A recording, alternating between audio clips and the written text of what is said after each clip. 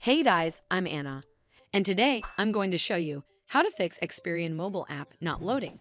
So first of all, you need to head over to your device settings. From here, tap on the cellular option right over here. Once you're on this screen, you need to scroll down and search for the Experian mobile app, and then make sure the toggle button right next to it is turned on, indicating that the app has internet access through your cellular connection. This should fix the Experian mobile app loading issue, but if it doesn't, then you need to make sure you're running the latest version of the app.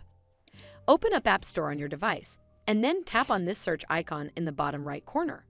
Then search for the Experian mobile app, and if you see this update button right next to the app name, simply tap on it to make sure you're running the latest version of the app. This should fix the Experian mobile app loading issue, but if it doesn't, then you need to clear App Cache. Go to your device settings and then scroll all the way down to General and tap on it. Then tap on iPhone storage. From here, search for the Experian mobile app and then tap on it. Once you're on this screen, you need to tap on Offload app. Tap again to confirm. It'll take a bit for processing, and then a Reinstall button will show up. Simply tap on it to reinstall the app.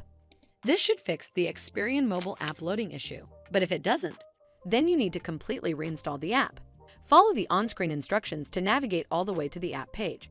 Once you're on this screen, tap on Delete App to uninstall the app from your device. Once uninstalled, you need to open up App Store and then search for the Experian mobile app right over here in the search bar, and then click on this Get button to install it back on your device. Well, that's how you fix Experian mobile app not loading. I hope you found this video helpful, and if you did, make sure you give it a thumbs up to see more videos like this, and don't forget to hit that subscribe button. We'll see you in the next one.